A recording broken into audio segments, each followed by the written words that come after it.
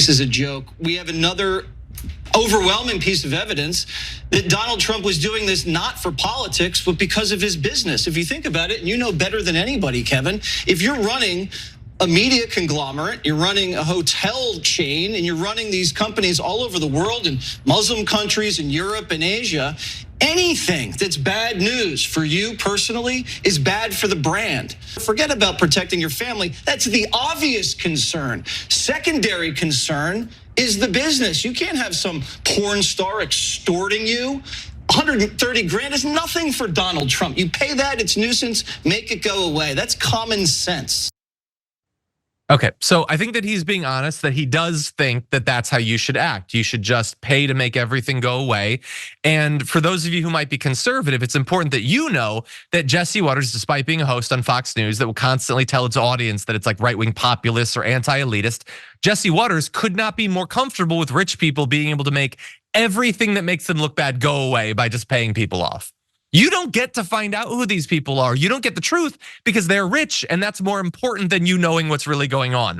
That is what Jesse Watters believes. That's the official position of Fox News. Hey, I'm glad you're here. Listen, in order for the Damage Report to keep on going, we need viewers like you to become a member on YouTube.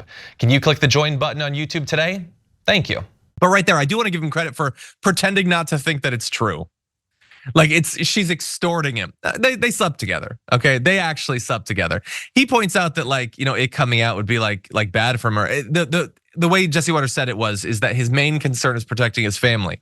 If his main concern was his family, I don't think that he would have had sex with her in the first place. I don't think he would have forced himself on this or the many other women that he apparently engaged in extramarital affairs with, if his principal concern was his family. Of course, I don't think Jesse Watters really thinks that Trump cares much about his family. I don't think that anyone in the Trump base really thinks that he cares much about his family. But I guess it's common sense. I'm interested in your take, Yaz, about like, is this gonna be an effective way to message to the Trump base saying like, who cares if he did it? Again, he's not, by the way, really addressing the crime, which is the fraud, the cover up. But what do you think about what he did talk about? Yeah, I mean, it is very telling. And it's like what you said about the poll that you saw earlier. It doesn't matter to them. They already know who he is, and they're going to believe whatever they want to believe about him. At least as far as, why he's doing the things that he's doing and saying the things that he's saying. He's operating at some level that they can't even comprehend because he's so high above them. And yeah, to Jesse Watters' point, it's a really interesting point. What does it matter why he did what he did? He's on trial for doing the thing that he did. And the thing that he did was falsify financial documents. And there was plenty of evidence that was presented during the trial to support the fact that he did what he did, or that it was at least done on his behalf with his knowledge. Also, Trump does not care about his family, nor does his family care much about him. Both his wife and his daughter were missing from the trial. They weren't around. So yeah, and I get it. I don't know why they would be there. They know that he definitely did this. Like, why should them being there would just lend like a false concept that they think that he's innocent, and I don't think he deserves that. So. Yeah, and they were trying to get Melania to show up for the trial specifically for that reason, just to be like, oh, well, she believes that he's innocent, that he didn't do anything wrong. So everyone else should also believe that, but she never showed. I think that's asking way too much of her. I think that he should consider himself lucky if she shows up for the funeral, let alone the trial.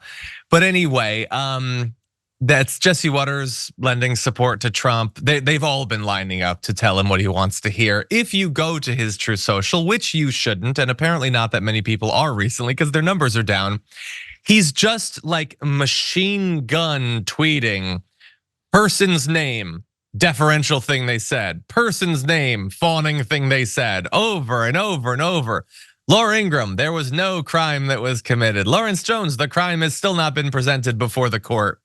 I have to wonder, like, should they be allowed to comment on this when they clearly haven't watched any of the trial? I feel like you should have to watch a little because the actual crime was presented. That look, they're acting as if it hasn't even been asserted what the crime was.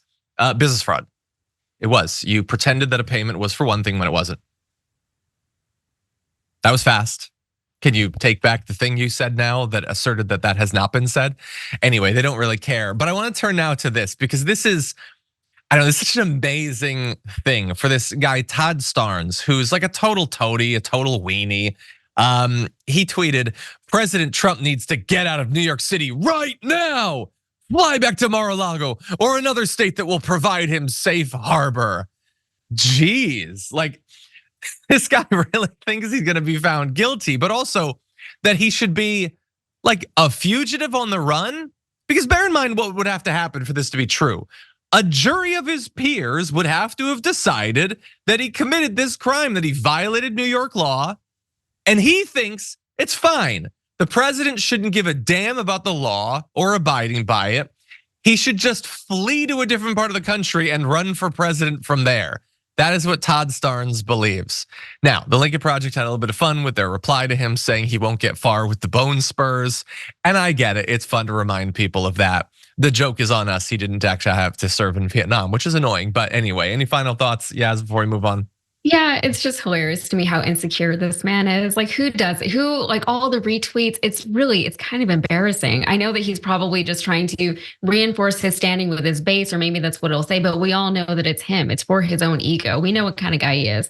And honestly, New York has probably been a little too nice to Trump in the past. He's been this guy for a long, long time, for decades, right? He's always had really, really shady business dealings within the state. Now it's all kind of coming back to him. So, I mean, he's gotten away with a lot already. But yeah, if he wants to go to Florida, fine. I already don't like Florida, so. Yeah, and also, like, you're right, he's gotten away with a lot. But he's gotten away with a lot, even in the cases where he has ostensibly suffered consequences.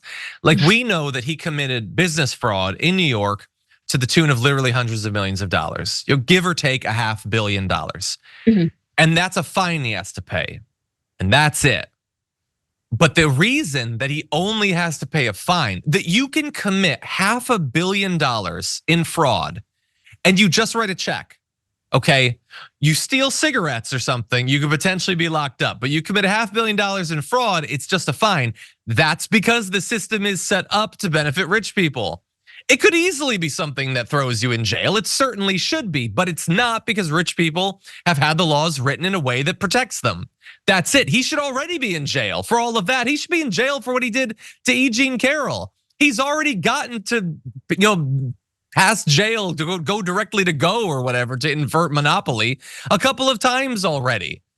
And they're coming out of all of that and saying that there is a two-tier justice system, not realizing that they're right, but in the exact opposite way that they mean.